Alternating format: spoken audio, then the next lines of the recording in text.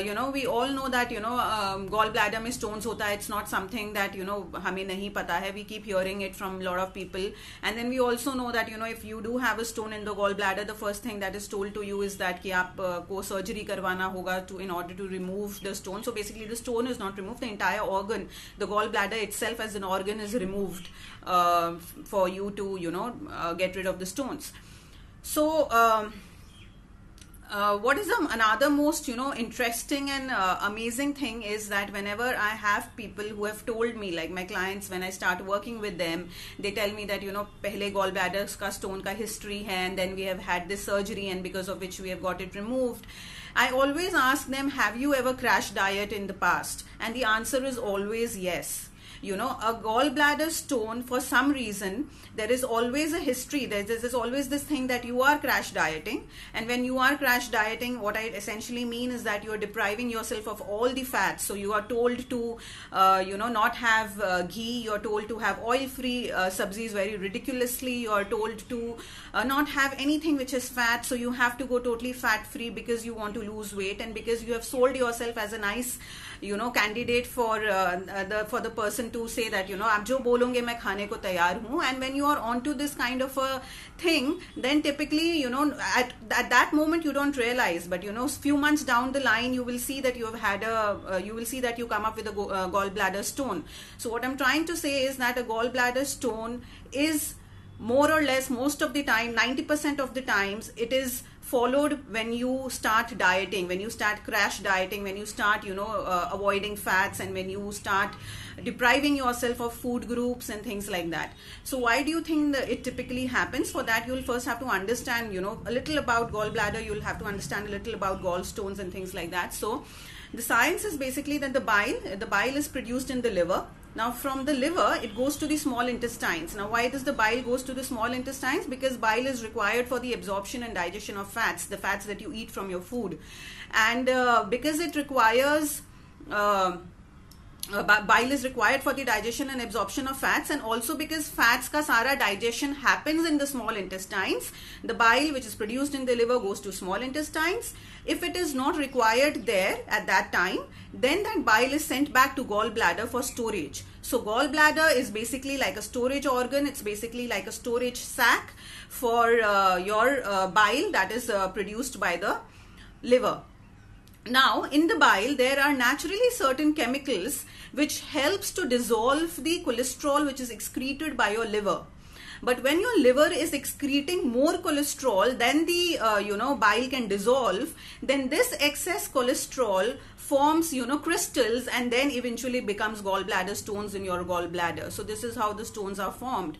So अभी ये सुन के हमारा first reaction क्या रहता है? वो excess cholesterol excreted by the liver, उससे crystals बनते हैं, उससे stones बनते हैं. So the first thing I need to do is I need to remove all cholesterol. So I need to remove all fats, ghee, and the same routine and the same story. But this is where we go wrong. As a matter of fact, what happens is that when we are taking less of cholesterol from outside, which means from our food, when we are eating less of dietary cholesterol, the body starts producing more. It's only when you start having your ghee, when you start having good quality cold pressed oils, when you start having the nuts, dry fruits, full fat milk, full fat curd, full fat paneer, all of your things, when you start even having your fresh meat, which doesn't mean I'm not talking about the packaged and processed meat ki packet khola and you thaw the meat and the sausage is ready. I'm not talking about that. But if you're having the fresh meat where you go to a shop and buy it fresh, the fresh cut, when you're having these kind of meats from outside, you're having optimal cholesterol, and that's the time when the body will stop producing more of it. The body will not feel the need to produce any cholesterol. So the first takeaway is that do not shy away from dietary fat. The second thing is, as I already explained, when I started this question, is that the first thing what happens is that the bile produced in the liver goes to the small intestine for the digestion of dietary fats, which happens in the small intestine.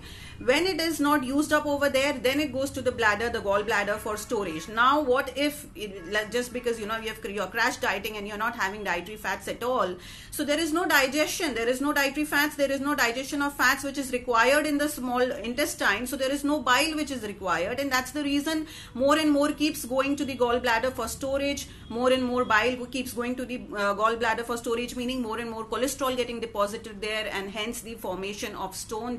You're creating just the ambient atmosphere and environment for more and more gallbladder stone formation. So very important that you need to have dietary fats, because that is the main reason why we end up having gallbladder stones.